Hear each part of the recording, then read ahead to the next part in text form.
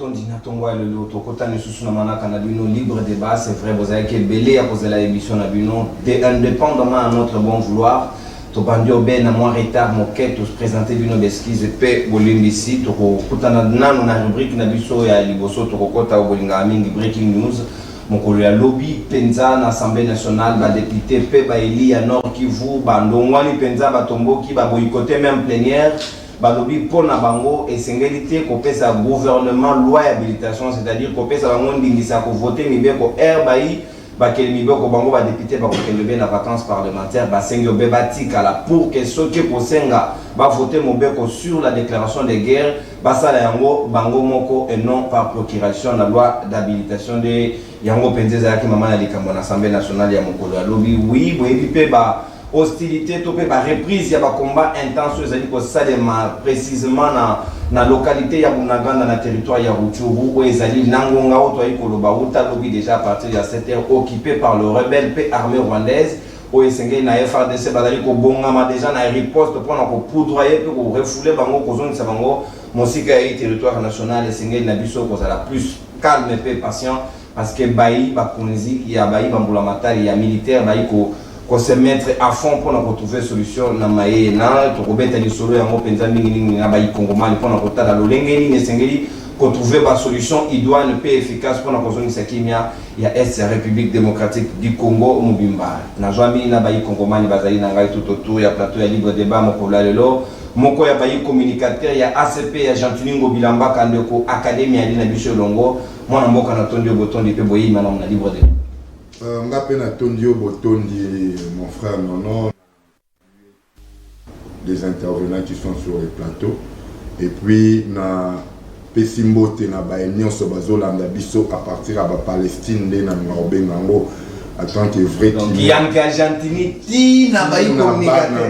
Donc, il y a un nenge pena propre, un nenge pena bien quoi. Je salue le président de la République, Fachi Benton. Son Excellence Antoine Tshilombo Tshisekedi, le père de la nation. En tout cas, tous mes encouragements à Yo et Sika Ozaleli. Et puis, na salué son Excellence Jean-Tuningo Bilambaka, le buteur de l'Union Sacrée.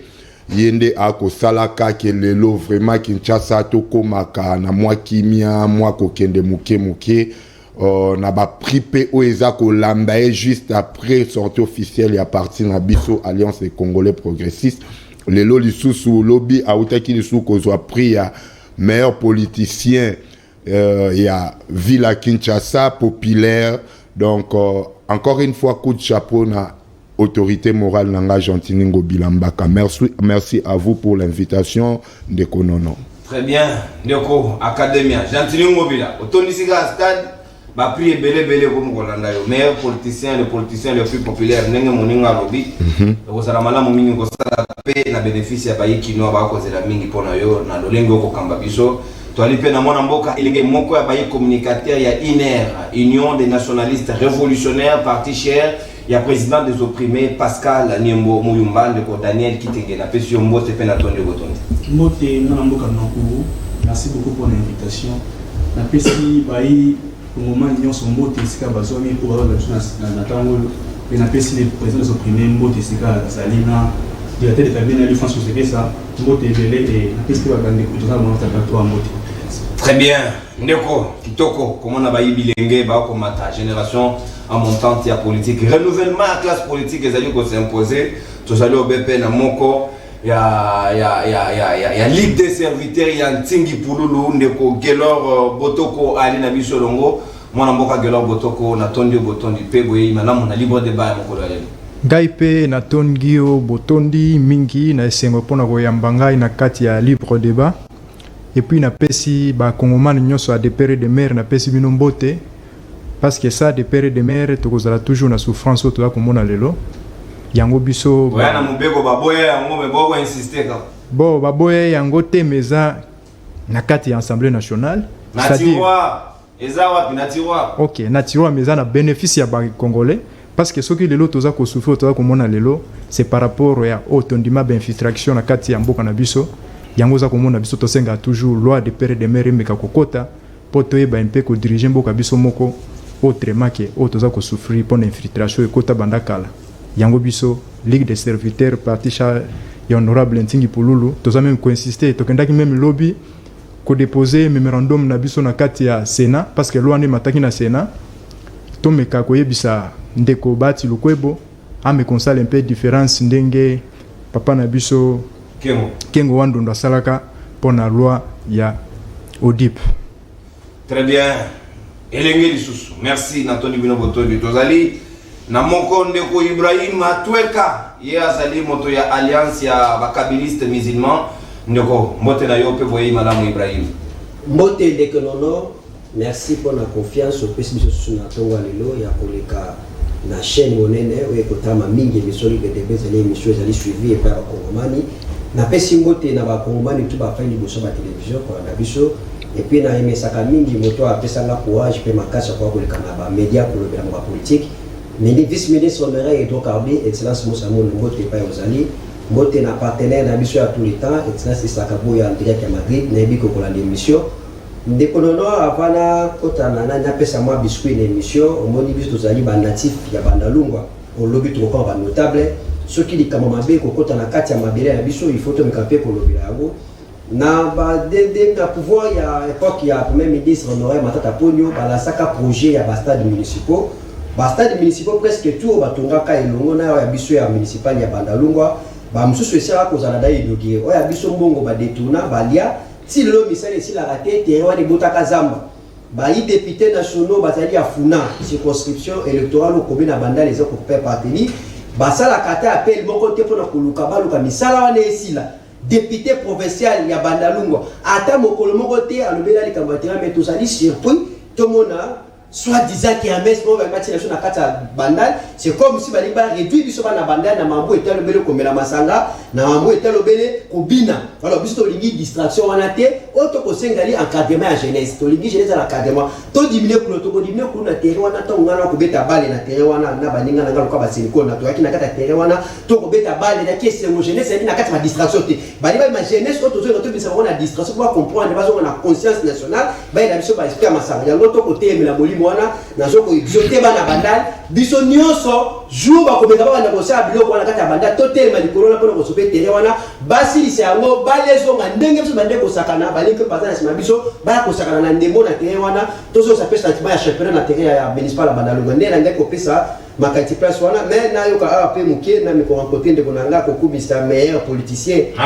tondisi stade martyr après avoir autour de $500,000 et na ministère ya finance ya province et au lieu ko benga meilleur il faut benga des meilleurs atala ko moninga na kina ba nostalgie ba Clinton ba Celoscam Jantini Ngobila zoni selinga ba ko eloko asala ki mokolo wana même roi ki na esengo na sango pardon roi ki na sango na Fati animateur ya so ali des meilleurs animateurs et non meilleurs politiciens kwa kotika ko zala mais peut-être pour échec ali total na gestion na ye na kati ya ville ya Kinshasa Jantini Ngobila mbaka Mutago emela ye Fati yo oko mona ngoma be oko tele.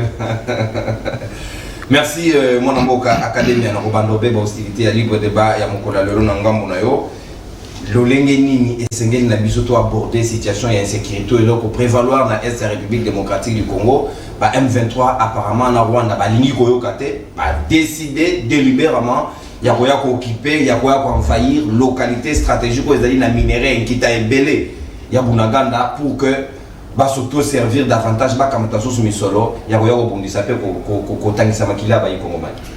Oui, ndeko nono nyonso wana o tozomona lelo ezali pona bandeko na ngai ya bandeko Ibrahim bakabiliste allais-je dire azo bandana introduction na ekotakine Jantini Ngobila mbaka ngana ngina yebisi na rappeler boye peut-être yende erwana peut-être azalaki na pe PRDT Ibrahim tu te rappelles de mots Vasakane le professeur yepena arampaka liboso ya Joseph Kabila ce qui est le contraire aujourd'hui ba bazolanda biso na bino boye na yo oza na plateau olobi makambo wana Fachi béton na béton eza extrait à chanson o eza na kati ya ACP Alliance des Congolais Voilà, Yemoko Ayembi Yango Abini, c'est-à-dire Jantiningo Bilambaka n'est pas un extraterrestre, c'est un être humain comme tout le monde. Boza la complexité Ibrahim, boza la complexité, Aza d'abord Kinois, Aza na voix nae akoyemba, ce qui a télémis devant roi, alobi Ayemba, et tout le monde devient complexé pour ça. Vraiment. Botika vi etambola ndenge ezotambola boluka te boya na balikolo na se esangana non likolo na se etika lo sangana te mais nous les hommes ou les gens qui inventons tous les jours oyo ekoki kozalaka awa na se.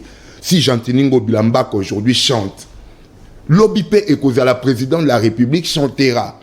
Donc bolinga te bo pesa ngo sens mususu na ebite bolinga bo pesa ngo sens ni. On s'attarder na ona te beta ma insécurité. Na banda koloba insécurité na este ezali kabili mutu ba memeli biswango lelo to bosani yango te tozo se rappeler yango e umeli pena noté jusque là le président Fachi Beton azana 3 ans na tête à pays et guerre oyo bato oyo ba s'organiser pour lelo ezwa ampleur c'est la Kabylie. On ne peut pas aller gauche-droite. Torokene na biso mopanzi te. Donc à l'époque où on a Jantini pas contribué à l'insécurité. Jantiningo Bilambaka a intégré PPRD, c'est-à-dire la provenance, la source de la guerre, ce n'est pas Bargentini ou Bakoti na PPRD, mais c'est d'abord Mosé Laurent Désiré Kabila, accompagné de Joseph Kabila à l'époque qui était encore soldat-major, je crois, à Bazakoya, et puis Bangonde ba memeli biso guerre oyo lelo oyo ezui ampleur oyo lelo oyo est oyo ba M23 qui a signé cet accord avec le M23. Ce n'est pas Fachi Beton, ce n'est pas ce gouvernement de qui, de Samalou Konde, mais ezaka ka gouvernement oyo ba Joseph Kabila babanda qui ko dirige nde ba signé qui accord na M23. Je me rappelle en 2009 le 23 itango eko dégénéré nde bat oyo groupe oyo M23 basali groupe na bango lelo to bengango M23 et guerre et bango ba revendika ki accord oyo bazako senga ti lelo oyo zo bote la biso problème oyo zo memela biso lelo RDC problème et Fachi en tant que président amitié ami Kabinzo to mobimba comme il a dit tango azui pouvoir que akotike la mutu tenter à Kokabata Vinae pour Esteba retrouver paix. Et je vous annonce que peut-être vous n'avez pas l'information. Déjà cette nuit, parti Wana Bunaganda, pardon, ils ont déjà récupéré entre les mains des FARDC. Oh, merci beaucoup pour l'information. Mais je vous informe. Ceux qui vous allez en avance information et vous allez mal momingi penza. Mais jusque là, au togo le bana plateau, Bunaganda est nous sous contrôle. Et zananu. Et dans sous contrôle, il y a Rwandais na M23. So information to vérifier, to douter na ngote ndeko Daniel Kitenge ya iner na lobi boye ndeko. Est-ce que nangonga oyo to moni malgré ba effort ya chef de l'état ya ko linga ko coopérer ya ko linga ko ti en place dans nos diplomatie eza na voie ya kimia ne moto na moto sengela tika na mboka na ye mais Rwanda ezali plus que déterminé ya ko semeka ka insécurité na est RDC. Ba ko lukanini exactement. Merci mon amour kana ko pona malobo pesinai. Mais avant la question, il faut quand même moi on a inventer na contribuer na makambo de loba kipona makambo ya terrain municipal abane ko ngapena zali mwana bandala terrain mwana municipal tselo musala ekata biso to yebi yango mais na ngina rappeler que muto aza premier ministre lelo le ministre sport à l'époque Samalukonde ata muto a eu information wana bien tant comme premier ministre il fallait asa l'effort pour yemta poser même premier pierre ya poba wana musala stade wana Samalukonde ayebi makambo ya stade wana terrain wana bien si le ose le côté mais moi bakati matiti bali bataki mais c'est pas ndenge de valobi wana donc on a ça musala wana ba occupé mais pour na ça qui remet pour ba mais ça pour là musaba kino monter les premiers des citoyens des Congolais des Kinois plutôt afani muta ya banzemu yemo azoyemba na ye les autres parce que gestion pe ya ville là bon balinga ba basa na banzembo ba basa zuna ba kuiti yango moni ba balimba ça la sukuna. Mais c'est vrai au recadrer yo rapidement tant ba kabiliste ngabo ça ngobila pe azape kabiliste ngobila pe asana kabila kutu ngobila na époque na étant azapi na yumbi kuna pe ba kufa be na yumbi wana ba lobela ngote bongo be pas ala kabiliste Donc il y a un développement qui est kabiliste alors il mobile moto défendre la tête chef na kingo ye persali kabiliste munene kutu kabiliste munene pour na service politique pe na alors parce que poste pas parti nous va comme là mais ça va bon transhumance politique ndé ya comme monte ya union sacrée les là comme chante ya Fachi Beton lo ba chante ya Kabila ndépé lo bisus o voyage ça comme sur chante ya mutu wana mobile ye wana o akena na mboka France pour na gouvernement ville mais akekuna akena ndé installer parti na France na kamwe mutakena mosolo ya l'état akeko na ba contrat pour na ville mais na moni kuna ba vidéo circuler akena ko installer parti na ACP na France na kamwe mosolo ya l'état comme na mona parti na kamwe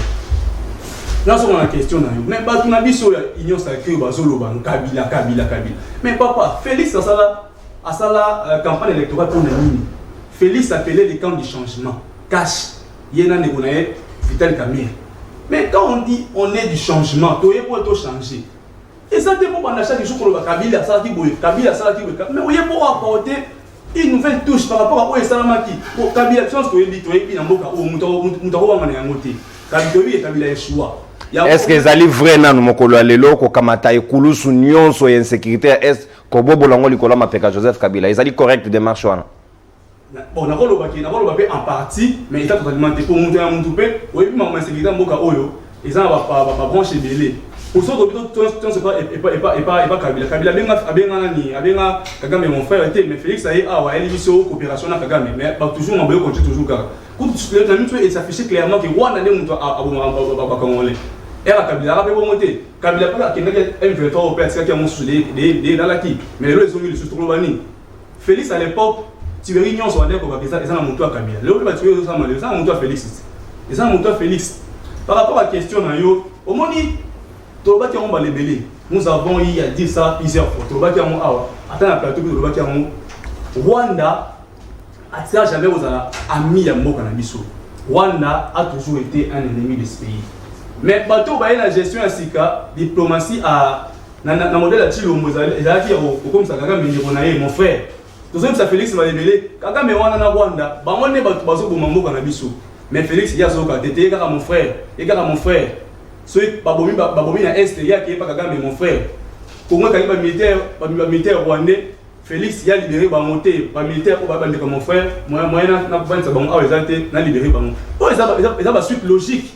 Il y a mais gestion à Félix Tshisekedi sur le plan sécuritaire. Pour Azamut Oyo, nani chef de l'État le mieux informé de la République. Mais Talati le mot les mieux informés. Yemo azo maîtriser mambo le kati. Non, mambo le kana est oko le la Félix. On maîtriser mon dépôt, surtout une cinquième balébélé qui est allé Rwanda, il était Rwanda té. Armée pour tout et communiquer que Rwanda n'est pas allé fautif. Mais aussi nani le porte-parole du gouvernement a yé pour contredire même armée pour dire que non, oh Amazon va pas ça naïe. Mais on doit vivre les autres. Le gouvernement est en qui n'a été à moi que mboka ya bunanga buna EKI et c'est la minerais ça dit tellement ébélé EKI na mboka ba M23 pour la nini pour tout ça na bateau ba diriger mboka na biso bateau ba ça na. Merci. Na terri bateau ba tellement faible parce ça la nyonso sauf au diriger mboka comme il faut. Donc na linga qui na là pour ça Félix Tshisekedi na minito ala mboka comprendre que Rwanda est un ennemi à mboka na biso puis c'est un mboka lebela yo katé sigo à comprendre et ya mboka na tu agir. Au Rwanda, il faut attaquer Rwanda. Tout ce qui est la mascarade, tu suspendre les Rwandais, tu convoquer ambassadeur il y a Rwanda. Si le peuple va rester, il faut passer aux choses sérieuses. Rwanda, il faut attaquer Rwanda. Très bien. Moi, Mboka, Daniel Kitenge, Iner, il y a Pascal Nyamomulumba. Il faut attaquer Rwanda. Proposition na Yangoana. Ndeko Gelor Botoko, na ebite Ubino Bayi Union Sacrée. Est-ce que beaucoup de monde a peine à l'issue moto? Oyoko Leka. Tiye comme na degré ya ko occuper localité à ciel ouvert boye biso pena ba garçon ne baloba na gikinois to ko tika basi wana wa Rwanda ba ya pena ko s'installer na RDC to ko tala bango ya normal ngapo na ba misutu wana eza normal te ngala ko lobana ni ndeko omoni bande ko na biso ya PPRD soki baleki na télévision il faut basenga ba pardon bala na mbala basali ni bana masumu soki baleki na télévision il faut basenga kaba pardon mbala na mbala nakobetela histoire moko moi lisolo muke peut-être que obiso to ko maîtriser te afdero ndani ndeko Kabila le père abandaki ko diriger toyebi biso nyonso ke Kabila le père azalaki porte-parole ya FDR muto azalaki président ya FDR azalaki qui sont comme ça c'est un tété là baye na armée ti avaba koma Kisangani aibisi bato ya PPRD lili photo zongisa ba Rwandais na mboka na bango ndeko na ngai bazu mutetela wana babomie bazu histoire na ye bakundi nde Kabila le père akomaki président ya AFDLR lisolo wana koyeba yango te mekendo sa ba recherche mokito ayebi yango nde baye kobengana soi-disant kobengana Mobutu ndeko na ngai batu oyo ozomona batu ya PPR l'autre ba senga pardon na ba peuple congolais na basala Vital Kamerhe à l'époque président national président et Assemblée nationale Paul Kagame lobby aye na kati ya RDC po ayako kolanda ba FDLR Vital Kamerhe asengi banga lobby te bakoki kokota na mboka na biso te bazonga na mboka na bango bazwa Vital Kamerhe babengane na mabanga wana PPRD babengana ye alongwa donc bali koyoka histoire wana te naza na video Vital Kamerhe toujours azobeta lisolo alobi tango banomaki ordonnance ya président pour nommer ba militaire ezongaka toujours epa ya chef d'état-major pour asala ordonnance ya konomé ba militaire Kabila boya kopesa etumba akiopesa Bisenimani a signé batu ya PPRD ndeko na ngai na kati ya mboko M23 bandeko ya PPRD basenga bango balobi basa la parti politique basa exercer na kati ya République démocratique du Congo bato ya PPRD oye na makambwana nyonso gomeye kosala nini tombe à l'époque tango gomeye komaki tombe na maboko ya M23 bato ya PPRD bake ko signer na bango bako po balongwa na Goma bazonga esika bango bazalaki PPRD ozui tout l'officier sauf chef d'état-major ba officier nyonso base logistique nini o hotela ki kananga o azotela ni bato ya PPRD bazui banomé ba Rwandais ina niveau ke bakangi général na biso awa akina CPI ke ndosamba obi na za Rwandais na kosama na Kinyarwanda wana siko nyonso koloba wana eza histoire biso lelo toza na concrétude Bunaganda ezali occupé que faut-il faire faut kokende na action ndeko nyonso wana ezali pona kozongisa bango ke soki baleki na télévision boye bayaka na arrogance te peuple congolais azali un peuple mouton te ke lelo soko bengi atikeli okingo lobi kata non peuple congolais azali peuple olandelaka histoire po ayebake soki otoza nango lelo ezali Kabila parce que nyonso oyo Kabila dirigeaka mboka oyo lokola muto ya fule loko apema boye azwi tonga tie na kati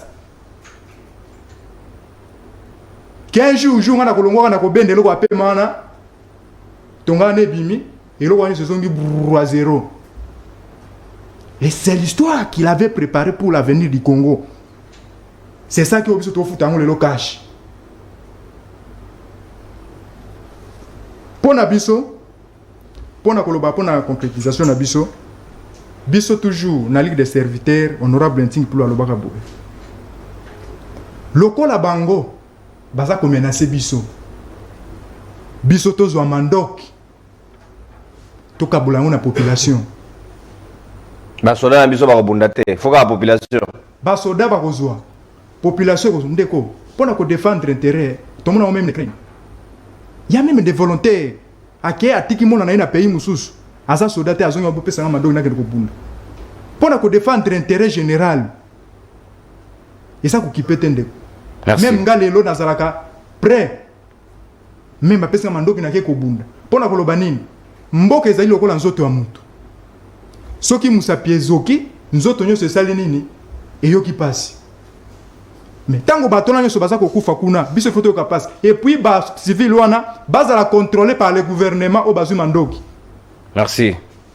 Belle proposition on Gelor Botoko mwana mboka Ibrahim Atweka nayebi ke tokomi kotisa na kati te oyo asalaki boye oyo asali eloko te esengeli na biso na ngonga oyo tokoluka nde solution na solution yango ekosenga à tout prix ce que kosenga recours aux armes pour que Rwanda to influencer même bamso ba ko sala proposition ba lobby esengeli République démocratique du Congo à se préparer ya changer même régime na Rwanda question koluka kimia. Merci de Kolono pour la botona, mais avant de répondre, il faut rencontrer les co-débatteurs dans l'Union sacrée, on va accuser même directement chef de Bango, va défendre Félix Antoine Tshilombo. Ne pas académie, mais il faut l'informer, ne pas académie. Avant l'émission, il faut que tu aies les réseaux sociaux là d'information parce que moi, les matins, j'ai suivi la voie de la mairie. Bunagana, ils allaient sous contrôle, il y a M23, Tinangongo, Tozoro, Basika, Siko, dans la émission, ils sont sous contrôle. Il faut que nous vérifions. Yabi balé au Kobeta Tangwa na Gentili Ngobila Mbaka. Gentili Ngobila Mbaka comme gouverneur de la ville grâce à PPRD, n'est pourtant qu'à une tête. Il y a vu la Kinshasa. Mais le quoi d'aller fouiller à transhumance politique. Basomba et l'Union sacrée, il y a un moment où ça la flatterie. Or, c'est au pays, le meilleur traître, c'est le flatteur. Gentili Ngobila a pour ça la flatterie. Heureusement, où tu opères sa vérité, ACP Dali, ACP Musique. Il faut comprendre que la musique a baissé 424. Non, c'est plus la musique. Mais à l'autre, on a un compositeur, il y a des mots. Et à l'ingaïté, à l'indéco, académie, on a un plateau. Bana Kinshasa, bota moto ko dirige. Toboité. Est-ce que celui de l'autre Georges Jouéa, Azali président, Azaki footballeur. Est-ce comment on a joué Jouéa là, Liboso, il y a peuple comme ça la discours là, tu vas Paris, là, il y a ballon. La Libéria. La Libéria. À quoi ça là, Georges Jouéa? Tout comme on appelle mouvement qui musicien. Ce qui a commis autorité, à quoi là tu la même autorité. À quoi on a cette musique qui n'a été na kati ya autorité, place au marabasserie à Bokezali. Ni bosso ya roi kata danse. Tobo et tobo ite chatini ngo baloko azali ki musicien, azali pe ACP musique. A ko ça banzemba ki toko wa ko yebela ndeko chilo ngo na 2023. Mais il passe quand même na aspect ya Kibokondi. Il faut là quand même lamba ya Kibokondi ata la tozai de banani. À côté ka image a pe ndenge ni roi, ba service roi bazo ki image ba kenango. Au moins même le roi s'est tourné à Tony Félix. Oh non, avec ses gouverneurs. Non, ce n'est pas être gouverneur. C'était un musicien, un atala, bien formé. Nason Namouké, pas de Konangaï, Gelor, Nabou, Salon, Mouké, non, les alliés, Afdel, il faut bondir ça. Probablement qu'on aurait combattu au DIP, les acquis au NIP. Oh, non, on ressent la toilettage. Tout ça, la toilettage, il faut tout bondir ça, tu vas comprendre. Mon émission est à pédagogique. Garçon à l'équipe, il va te faire la tarana, ça va bien. Émission de l'émission du Togo. Ce qu'on peut dire, il faut appeler ça à disponibilité pour répondre à Kongoman du Bayo Kangai. Boki ça va bien comme Bandoana. Maintenant, il y a un moto qui est figé na nani. Nsingi Pouloulou. Il y a un fruit, il y a un transhumance. Il y a un comme c'est le roi la Saint. Pas il y a PC ma histoire wana. Na ebi ndeko na ngelo malamu. Ndeko tingi pour na PC ma histoire wana. Ya ko ta la recherche sur la tête. A continue na sala. Non. Politique di bosso même pas PC ma histoire wana. Moto oche na effigie na yo le oche na veste na yo autaki azali député eli na label nini pas en assemblée nationale lo azali wapi azali dignité moto changer couleur en plein législatif c'est ce qui est dit la constitution congolaise un député élu sous la bête du FCC automatiquement je comme union sacrée il y a un moment dit ça qu'on a maïsé au peuple de communal on peut ça l'élection Tingi Poulo la modèle T, tika ko pesa ba réflexion à Tingi Poulo na plateau. Tant ba fandi le moni politique le so doit gêner ko ça le loto ça là pour dialélisme té. Ya ko bina ka to ko yembela ka ndenge ndeko ka kadema lobi mon face ka na rampaka pour le chef Kabila ka malheureusement la kesi image que so ka li nango a balancer ba réseaux sociaux to ko mona ngo mais ya chatini ko beto moni ndenga ko imba. So kingo mo face la ki ya ngo yo ke faire ko ça. Le Congo, quand on vient au pouvoir, dans un pays, quand on vient au pouvoir, on vient pour changer les choses et non pour copier les mauvais. On vient pour changer. Ndenge si ba musulman to lobaka, principe la mission musulman ça la copier ça ma bête ou ça la malade. C'est ça. Un homme syrien, wa ligi a so ma ko diriger mboka na biso.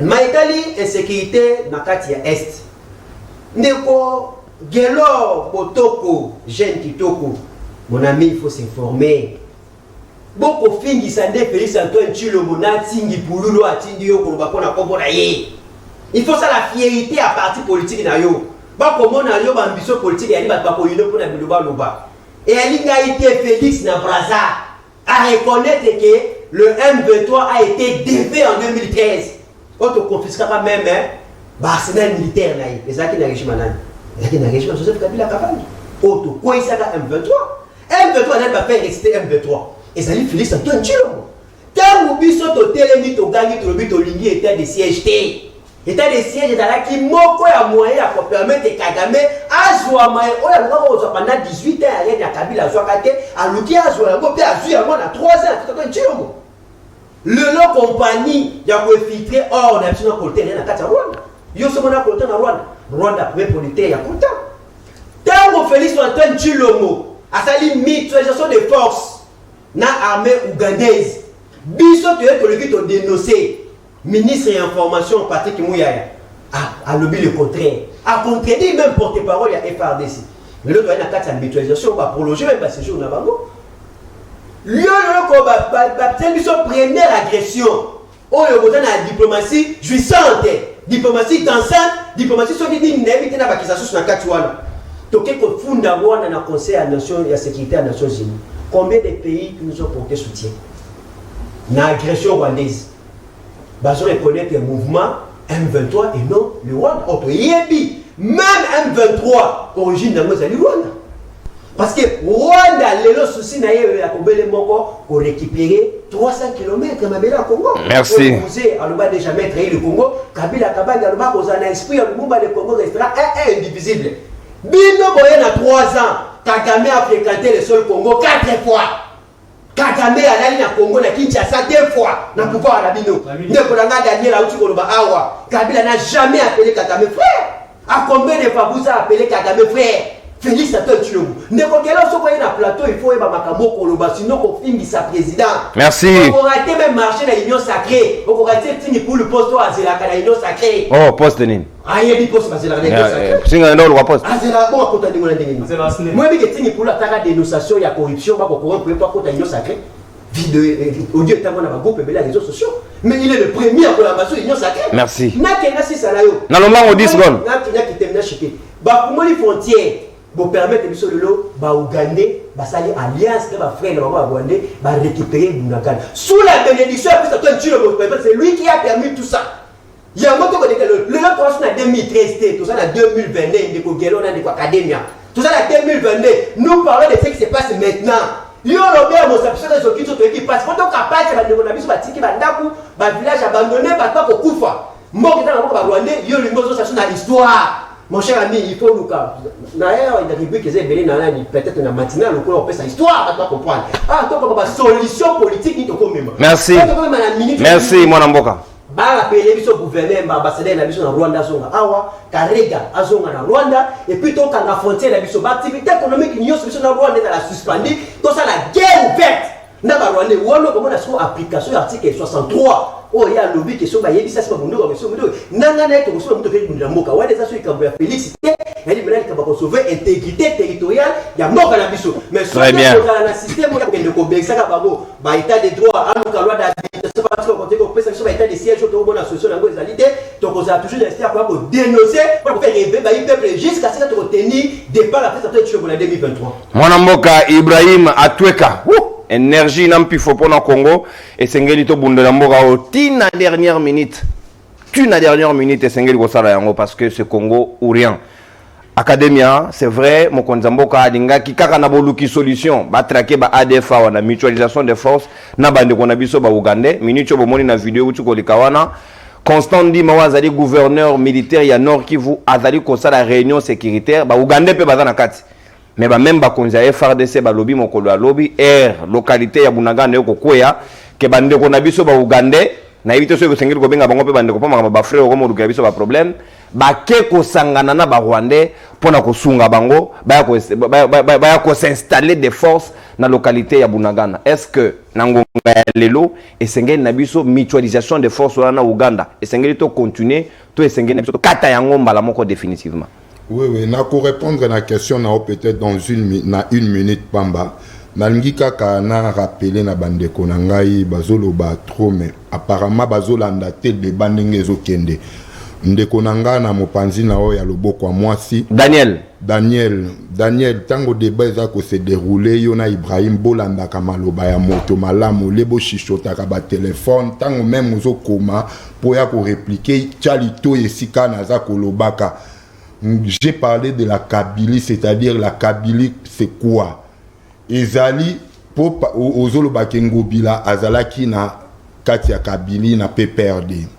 Kabylie onazoloba awase Mose Laurent Désiré Kabila ye moto aye na guerre na RDC ye moto aye na makambo otoza ko déplorer lelo il faut kolanda malamu et tu me dis que Ngobila azalaki na PPRD. Ngobila a intégré le PPRD et à côté déjà organisation wana ya ba Ibrahim ndenge na chef na bango babandaki ko bongisa po batumba mboka na est ozolanda ngai. Et puis tango bozolo ba frère je ne sais pas bozala ba dictionnaire na ba téléphone na bino mon frère hein. Vous savez combien de temps Fachi a appelé, excusez-moi, son excellence Fachi Beton a appelé Joseph Kabila, mon frère. Et aujourd'hui, Bazaka va frère, il continue à être frère, mais il y a démarcation, il y a idéologie maintenant politique. Frère, c'est tout proche. Proche na yo, frère na yo. Même Ougandais, même Rwandais, jusqu'à présent, ce sont nos frères. Oh, dit papa, suis-moi. Ou tu ne connais pas le français, ou tu ne lis pas ton dictionnaire. S'il vous plaît, Tiga, tolérance, carton rouge, s'il vous plaît, Akadema, na raison selon Maloba. Tolérance, respect mutuel. Batubaro déborder moi trop. En tout cas, carton rouge est commis en permanence. Donc, on a repéré ça, on a assimaté. Merci beaucoup. Non, non. Nalingina Zongabu. Ngaku, tu n'as proposé une tambola, un tableau, un portable pour. Nazolo ba bien. Frère. On va dans le temps, ça va. Ndenge na yebo, na chango ata na place pour GSML 13 ans. Loba la micro. La bandi pour expliquer. Mon frère veut dire ceci. Tant mon frère, Balobi frère, c'est tout proche. Ce qui a benga qui est frère. Et aujourd'hui, est-ce qu'il est encore Nandenge, il y a contexte, frère, Azaka na contexte, il y a des contextes, mots et Azaka na explication et belé na dictionnaire. Polysémique. Voilà. Donc, na contexte, frère, c'était ce contexte-là, mais aujourd'hui, Kagame, na contexte à l'élo, il ne mérite plus, pardon, il y a Kozala frère, il y a Makambo Oye, Azako Menelebiso, parce que c'est lui-même qui est passé à la télé, c'est lui-même qui est passé devant tout le monde pour Alobake. Nous soutenons le M23. Donc, bon effacer nous, Tezouana, ya frère. Encore une fois, ne soyez pas complexés, mon frère. Ceux qui Ngobilambaka, Ayembaki, ne soyez pas complexés. Auteur, compositeur, Barobengay. Papa, moi je peux vous permettre de dire, même Koutou, auteur, compositeur, Yende, artiste confirmé na Congo, na RDC, na permettre Binobolo Bango. Mais je vais dire quoi ici? J'avais dit ceci. Biso Batonde Tosala Kamakambo na Mokili. C'est nous qui écrivons, c'est nous qui avions écrit la Constitution. C'est nous qui inventons na Mokili Oyo. Nzambe apesi biso maele tozo inventé. Alors, ce qui Ngobilambaka yendi est complexé mutute. Ce qui est pas bamindele gouverneur aïbakate, ça empêche leur moralité. Chez nous, ce n'est pas le cas. Je crois que lorsque Ngobilambaka a chanté, ça n'a empiété aucun. Et empiété droit nini. Aux la procédure pénale, aux la droit pénal, aux la constitution, lis-moi la constitution parce que Ngobilambaka, moralité n'est empiété. Non, papa. Qui vous dit que son en costume, je deviens plus sérieux que celui qui est en chemise? C'est ce que vous vous mettez en tête. C'est papa, botika. Hein? Bozala Batou. Bissonne toi inventaka. Si aujourd'hui Ngobilambaka chante, hier peut-être Kimbut avait fait plus que. Mais je ne dis pas comme l'autre a dit que Bissot aujourd'hui mettait Mova Sakani ou Arampaka. Toujours imité, mais on a rappelé qu'on a expliqué que nous sommes ici dans le monde qui sont inventés. Yo le lozo là, par exemple, on a dit chemise avec chapelet du colo. Et ça les maté par peut-être dans le monde, nous sous ba mémé biso bilambo. Mais est-ce qu'on t'interdit de faire ça? C'est ma conviction religieuse. Non, ne me dis pas ça, je suis musulman comme toi tu le sais. Si tu le dis d'ailleurs, tu n'es plus musulman. C'est ma conviction. Qui t'a dit ça? S'il vous plaît, on va défier le débat, mais je reviendrai à toi. Très bien, mais c'est 1 minute 30. Voilà, 1 minute 30, je vais répondre à ça. Voilà, mutualisation de forces, on a 4 ans, on peut continuer. Papa, ndenge tozawa ndekonono, je dirais ceci. La mutualisation d'abord n'est pas une mauvaise chose.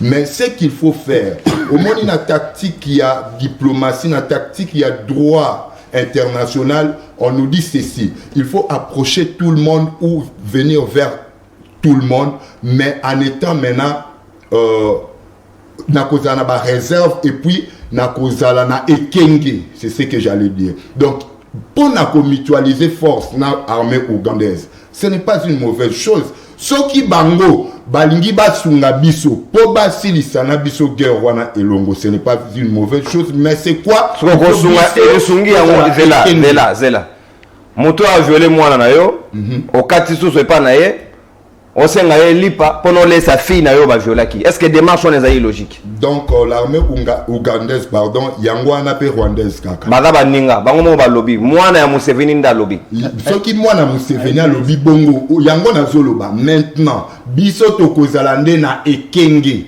Si déjà, parce que déjà ils ont salema le oyoba tout temps ba attaquer M23, ils se sont réfugiés où? Na Ouganda. Alors, très bien. Alors, il ne fallait pas Ouganda, il fallait par exemple, Ouganda refouler Bango.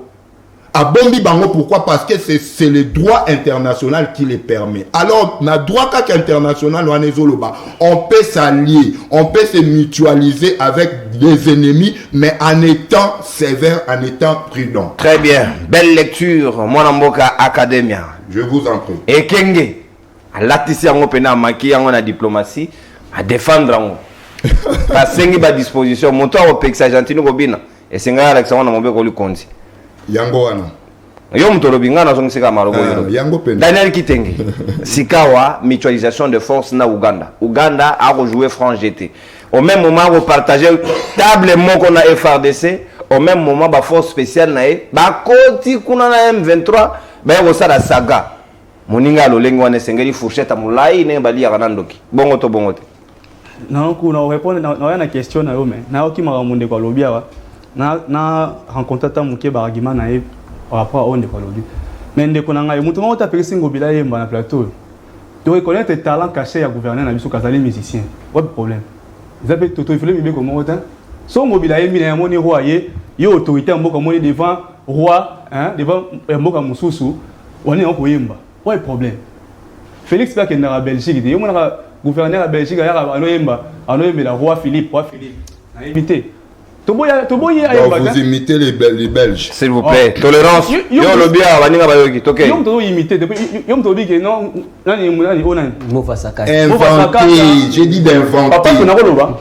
Vas-y, moi j'ai yo me dit que qui monte à sa piste. Ngobila sali pe ko yemba. Ouais, problème. C'est pas notre problème. On est à Magamba Oloba, on ne même pas. Non, dans le droit international, amitié, on ne s'allie pas avec un ennemi tant qu'un ennemi on soit attaqué. On s'allie avec un ennemi quand on a bilon balé pour poursuivre l'objectif moko. C'est-à-dire Congo na Ouganda, Bazolanda, Rwanda. Là, à ce moment-là, on peut se mettre ensemble. Ou soit qui Rwanda, na Congo, ils ont attaqué l'ennemi commun. Lorsqu'il y a l'ennemi commun, ça amitié en droit international. Un souillé est bien monté. Quand ça lié dans mon tour, non. L'Ouganda a poursuivi quel objectif? Est-ce que vous allez traquer M23? ADF.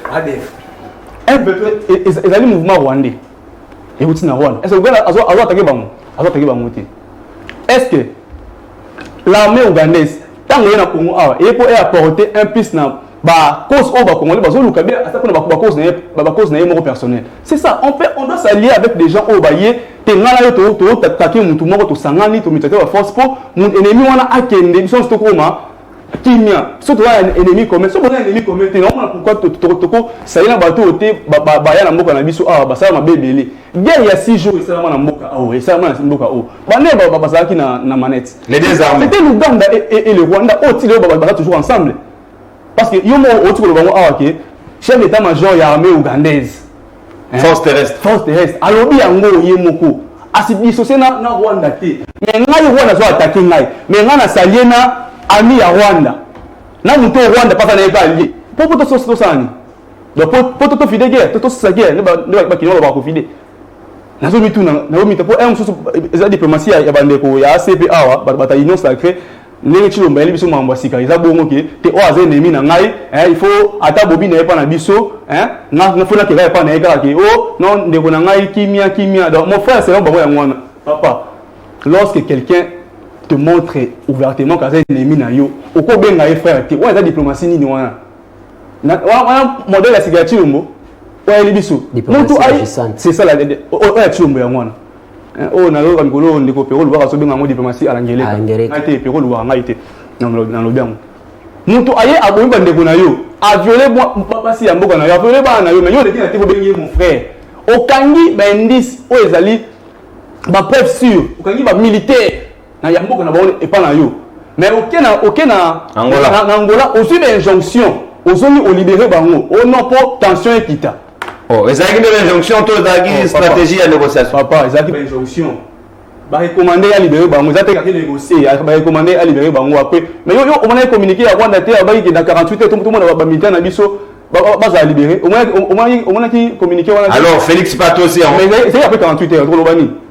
Ayi vous mena qui 48 heures bakangi le lobby ya ki Angola après lobby na on va libérer bango. Et yango yo ça mambo ka to mona yango. Merci. Wa diplomatie ya Félix c'est que oya biso sika. Papa face à un ennemi bazora mendo qui peut attaquer ye ennemi ba bien ça ye te ben ennemi frère te yo so représentant Ukraine obenga Poutine mon frère bien pourtant on va attaquer Ukraine il y a vendre habiter na luka ba français te to apaiser ba mboka bosa mendo qui te bo c'est lati to renégocier non papa lorsqu'on t'attaque bazora mendo qui bo contre-attaquer après bo que soit en diplomatie la diplomatie n'exclut pas le rapport de force la diplomatie n'exclut pas les contre-attaquer so yo va attaquer on va prendre l'intégrité territoriale na yo il faut se manifester ouvertement que aux appels contre un peu on attaquer non tout temps communiquer mon on attend on connaît peut-ce que faire sur mais armée rwandaise na tout temps on attend mais ali ya solo na certification ya Rwanda nda signé merci beaucoup na yo au PCA confirmation wana le Rwanda a dit ouvertement à attaquer Congo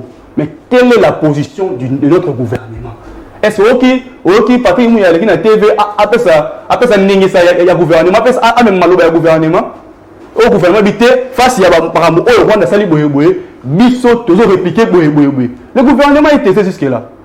Merci. Est-ce que tu sais déjà achèter la langage envers le Rwanda pour habiter les frères est-ce que déjà achèter la langage avec le Rwanda alors le Rwanda n'a pas pour attaquer tu sais déjà le bien.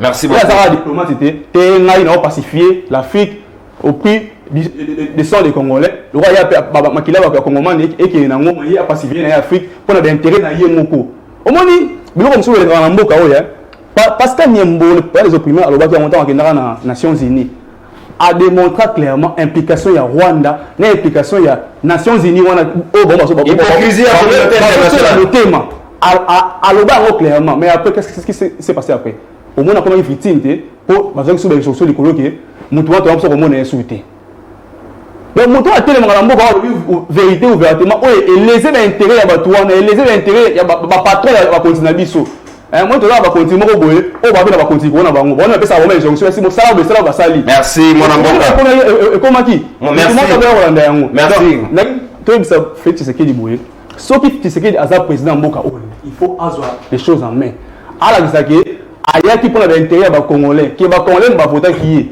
pour ba qui azaki eli to ça eli ba voter ba congolais mais mboka za attaquer la ministre quelles sont les dispositions au Congo et Zui pour riposter contre attaque ouvertement il y a Rwanda. Merci. Il faut prendre la c'est la raté le basu bugavana le monsieur va pour ville nous on te sera tout autour de nos saraka non vous allez tirer les conséquences mais l'armée congolaise ne fait absolument rien. Très bien bisous fait dans ça la ligue des dénonciateurs la ligue des serviteurs des alliés République démocratique du Congo Ligue des dénonciateurs nous dénonçons Nous dénonçons. Nous Parce que moi, tant présent, on avait plein. S'il vous plaît, Ndeko. C'est ça, bon. S'il vous plaît, et si na botolio malobation, lobby pe belé koki.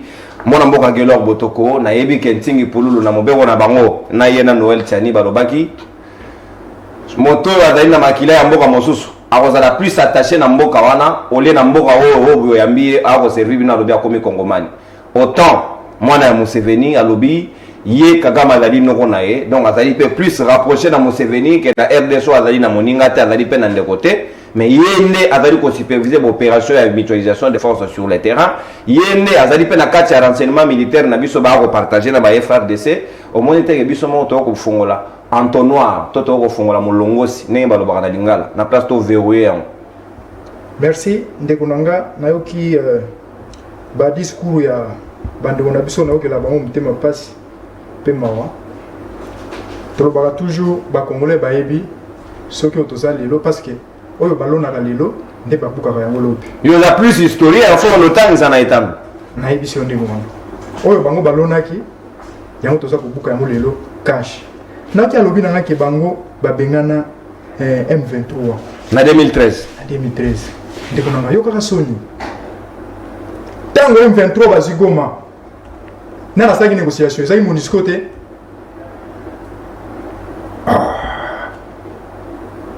mais nazo comprendre te MONUSCO aye a convaincre M23 a lobby bon replier na sima bokoyo sala bakoro na bango bato ya FCC ndeko na ngai M23 mais lelo na plateau ya émission ya munene boye ndeko azo de kakosa na moi pe je crois que azana mwasi asa kolanda na mwasi na bana na ndaku asa koloba lobi asa kokosa et puis azo lobanga na kozanga poste na nyo sacré est ce ngana biso ngana na nyo sacré na koluka ba poste non abiyo pamba te nan singi pulu singi pa koluka poste aiko lukata nyoso kama makambo ya lokuta na moi mutu to sala politique pour luka poste même ndenge aza boy il fait pourquoi pour na pamba quand on fait un parti politique pour faire quoi n'est pas pour diriger ndeko nanga na kolobana aisu koloba isu so aboyeke honorable Nsingi Pululu azalaki élu na label ya nini ya FCC et puis ba débauché ndeko na ngai to le kana itando eke poto pesa bato mayele pe solution est-ce que FCC zalaki parti politique alors que na kati ya constitution et lobi que parti politique nyos azalaka na autonomie na ye il doit décider ce qu'il veut FCC zalaki ka pona toke na ba élection soki élection esili nini esili ya ko yebisa na député nini député ya FCC nani nazaki eli na député FCC na label ya FCC na label FCC ba tutu bazaki na ba parti na ye ezalokola nani FDC allié et là ko biso tokendaki na ligue des serviteurs na on jeune biso toki ko sa adhérer mutu na mutu akena kwa na ye non Kabila inspiré bino boke ko sa adhérer lelo bo unie non biso to saleli au constitution lobby to garder autonomie à parti politique na biso non ko ça va agréger hein non ko ça va déclinaison à muto abomi boka pendant 18 ans et vous voulez comparer avec quelqu'un qui a fait je crois qu'il y a une année 4 ans au bois qui 3 ans mobimando to diriger na bango Ilunkamba bon on est déjà na bino Ilunkamba tozalaki na coalition Casimino na bino je crois que s'il vous plaît tika moninga oloba je crois que tango zolo biso très tranquille merci ndeko Ilunkamba azalaki mutu ya FCC autaki na majorité mécanique na bango wana kisi ga répondre na mutuna na ngato ozo mingi na histoire toza suna ngonga mingi na répondre mwana Museveni a lobby yango ouvertement préféré donc on Kagame au détriment de la République démocratique du Congo on offre y espace pour n'attraquer ba EDF ndeko nanga na koloba boye soki bango baza koloba ke Tshisekedi abenga Paul Kagame ami mais abenga isiko te c'était au moment tant aleki président de la République tant azoluka kimia nde abenga yami alors tant amoni ke mutu anga la aposa babenga yami te asokoli maboko alobi ndeko nanga lisusu alobi tsekela tika osa déclaration moko te tant akei na ngole pa ya président Lorenzo ayebisi ye nini ayebisi Lorenzo clair abi ngai kokopere yanga na Rwanda soit kimia total mais c'est quand on ekoki soit je ngonga osiko ekoki bomona ki lobby autant de militaires au batindi na est parce que vous voulez seulement critiquer mais pour accepter une chose qui est réelle non bango baza komona yango te soki tozalaki faible ndeko na ngai mais est-ce que c'est qui bango bazalaki gome ezalaki tombé basala nini lokola soki ndoko soki ya neveu ya Kagame mwana Museveni soki alobi ke aza détaché mpona Paul Kagame biso tokosala eloko te tokolongola ye mais au projet ndeko ça ce n'est pas lui il ne dirige pas le pays mutu azo diriger pays ezali Museveni tata na ye eza ye te parce que tozana eloko babengaka papa abotaka mwana mais abotaka motema te soki asali badéclaration na ye merci soki keza Museveni mutu atindi ye ekoyebana lelo la RDC va riposter ndenge toza kokende na opération okoyoka bango mpe bakozonga merci esengeli mpe yoka tokomi na suka mpenza okonsome ta na antenne tokomi na suka soki te ndeko Ibrahima osamaloba te na yango tolingi kaya torécupere Bunagana tolingi torécupere na Giseni ezalaka yosuwaka na Bunagana torécupere bientôt lokoyoka gouvernement na biso ezo napesi yo peut-être leo toza mardi très bien leo toza mardi ti tokoma samedi gouvernement na biso éco-déclaré état de guerre biso na Rwanda. Très bien, merci beaucoup na information bakongomani bakozela penza tosima manduki tokota Giseni esengeli na révélé tokende futumo localité moko pe ya bango ba FDLR RDC nganité FDLR ne ko siéger pour na FDLR bisote soki ba militaire ba kotourner za ba FDLR ndeko nanga ya to komi pratiquement na soka libre débat mokola lelo maloba ngambo wayo est-ce que sengel na biso déclaration de guerre ndenge moninga pesi proposition to ali prêt soki pe guerre ngo to ngito sala ndenge bango ba okatsa na ngambo c'est que biso pe futo za na capacité ko katisa na bango na territoire oya moke mais to betaki ba obiye ko ekiti kuna très bien kune boma kite me côté boma belef mi bale mais sikawa to kende pela na ngambo la poto sida na voisin ndenge ga izala. Merci beaucoup de konanga na linga émission na mingi pour sa émission moko pédagogique ba archive etikalaka na banana na ndeko nanga yi académie ndeko nanga musulman académie na ko ebisa yo biso na alliance des kabbalistes musulmans ceux qui tozo sala activité politique ezali recommander to portaka ba insigne islamique pour na sa vision na biso ba musulman qui tozo na carte politique yango na chaka insigne nanga ba musulman na chaka pétagé yana dégagé oté na ebisa yo ndeko nanga to sala na débat na plateau ya concert na moko Oluba Ngobila azali membre cofondateur ya PPRD et pour ça ngai na ibisaka que eza faux et archi faux na sala ba recherche qui na récupérer acte constitutif ya PPRD papa social témoin na ye ko ebiso lelo yo awa na maloba lotuko ba awa ke Ngobila a intégré ka PPRD obosani ma Oluba na na émission ya concert na moko bwende ko non Oluba Ngobila ali membre cofondateur lelo akomi intégré ka donc ko kademe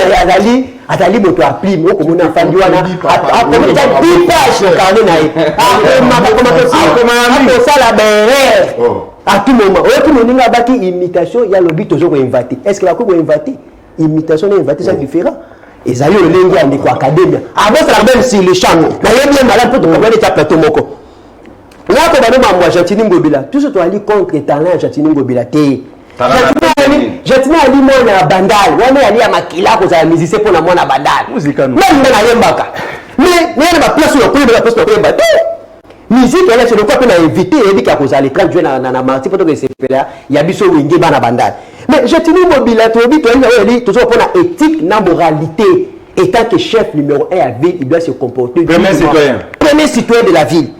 Tant que le bâtiment moninga le code pénal, ce qu'on a infraction à la mine, n'a pas dit ça on a droit. Quand tu as mis cours à droit, mon professeur est malgré comment détourner les bambongo. Je n'ai pas le temps de citer son nom pour la moralité. Ayebisa ki biso boina ABC du droit de quoi académie kanga. Notez pour la bibliothèque komaka. Na droit na la sanction pénale, sanction religieuse, na ba sanction morale. Les sanctions pénales est repris na kati ya code pénal. Sous principe, il y a minimum criminel, minimum pénal, il n'y a pas la sanction, je dis principe du droit. Principe général. Principe général du droit. S'il vous plaît, tolérance, matière. Il n'y a pas la sanction sans l'infraction. Il y a aussi les sanctions religieuses. Oh, peut-être que ça sambeli tout ça là, tout ça là, attribution n'a pas yemoko, Allah subhanahu wa ta'ala. Il y a des sanctions biso na mamboala. Et il y a des sanctions morales. Il quand on sait le qui est animé, même on peut péquicité. Conscience n'a pas qu'on rappelle que mayo on a la sali et animé. Moralement, sanction. Mon cher ami, ma académie, sois calme. Na émission. Vous allez agiter tende. Vous allez agiter. Nana carton. Et puis on peut s'il vous plaît. Académie. Même la Corée nationale, ça ne signifie pas ça. Matière, s'il vous plaît. Académie, la vérité, il faut noter. Sanction morale des alaka. Et alors, quand on a dit commis et pexami ko subanami. Mais ce n'est pas une infraction parce qu'il n'y a pas de sanctions qui les sanctions là. Au ko subanami, mais moralement dit qu'il a sali mabé, mais il n'y a pas de sanctions pour pas te condamner. La morale, nous interpellons M. Ngoblak par rapport à l'éthique et la morale. Étant chef, étant que le numéro 1, il y a vu la Kinshasa, il ne pouvait pas se comporter. Académie, ça qui permet, nous, on a le cas qui dit ATP. Il fallait bien l'Académie, il y a pas de temps pour pourquoi il manque de ça? Académie, Moutouté. S'il vous plaît. Mais il n'y a pas, formé dans l'orchestre, ATP Moussika. Ndeko, Gelor, Ndeko, il faut jouer à les mines et pas à Tingue pour l'eau. Au fingi sa Félix. C'est Félix qui a dit qu'il n'a brasé pas à Sassou. On a dit Félicité. Mais il va communiquer. Il y a un moment où il va communiquer avec mission pour la checker mon cahier de pèse dans le plateau. À Kimi, parce qu'il y a un argument. C'est Félix qui a dit que l'inventoire était défait en 2013. Ce n'est pas moi, Ndeko Gelor. Bon, dit ça. Ndeko Kotanga, Tingi Pouloulou. Et lui a parti Franco et a devenu à Kilimani. Tingi Pouloulou est comme si l'idée a dit que serviteur. Et ça là qui n'a vu la malembe. On peut ça la contradiction. On a la téléspectateur. Tout ça, on dit sur la plateau. C'est là que la soupe ça va qualifier. Pardon, ça n'a respect à la téléspectateur. On a chaîne mon nene. Faut qu'on respecte un mot. Mais quand la chaîne a dit communicateur mon nene, déjà chaîne lui faut se casser. Dans la respect à la chaîne ma case. Dans le lobby de label, dans le lobby parti politique était, dans le lobby label, si il faut aller dans la plateforme, tant qu'on a une élection, toi quand un regroupement politique, bah parti politique, bah plateforme, système électoral, autre que n'aille dans le yéba les lots, et système bien fait, et permettant que parti politique, nous sous thème que les élections bango moko, il faut constituer un groupe, par groupe électoral, il y a une élection pour constituer un groupe, pour qu'il y ait pour la côte de Franco. Franco est pour faire partie de la label, il y a FCC. Nous avons que la label est ensemble, la label est à la Mouka.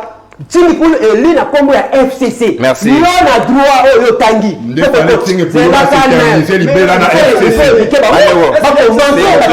Principe émission. S'il vous plaît. Académie. S'il vous plaît.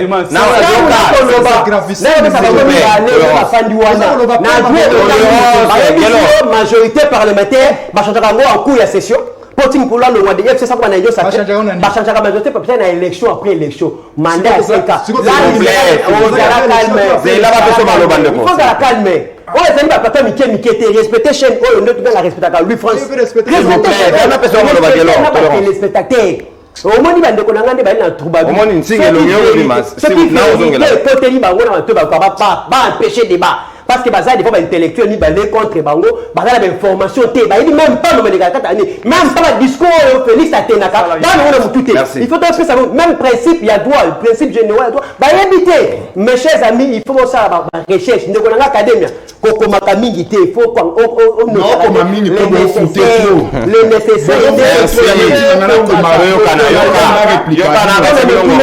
pona motuna na yo ya makabala na chité na répondre ba mona motuna ba kosenga déclaration à guerre badi kosenga ngolelo te biso to sengaka guerre bandaka la Félix a qui opposant Bandaka Félix Kabila. a yebaki que Rwanda za agresseur na biso mais comment le fait ça que négocia la alliance na ba Rwandais ba ba ko kisa kimia na kati mboka na biso la diplomatie dansante à la ngereka o ya numeki biso yango ya di conséquences à biloko nous sommes prêts pour défendre notre intégrité territoriale quand le chef décide mais le chef ne décide pas bozo mona ba déclaration ba kati Uganda o moni mona Museveni nenga lobi ya lobi ko bengana na armée congolais ya ke no bengana mona Museveni na armée ya ba Museveni gal Kagame Museveni c'est le pari de Kagame, Kagame c'est le pari de Félix. Je connais au Bengana moto soldat ya kati ya Uganda na pouvoir lui besoin na faiblesse besoin na diplomatie agissante à l'engrais. Yo mudatia ndimo na Merci. Nous sommes prêts pour la guerre mais avec un gouvernement responsable parce que si le président du gouvernement n'a rien dit par rapport à Yabuso gouvernement. Merci Atweka Ibrahim, s'il vous plaît.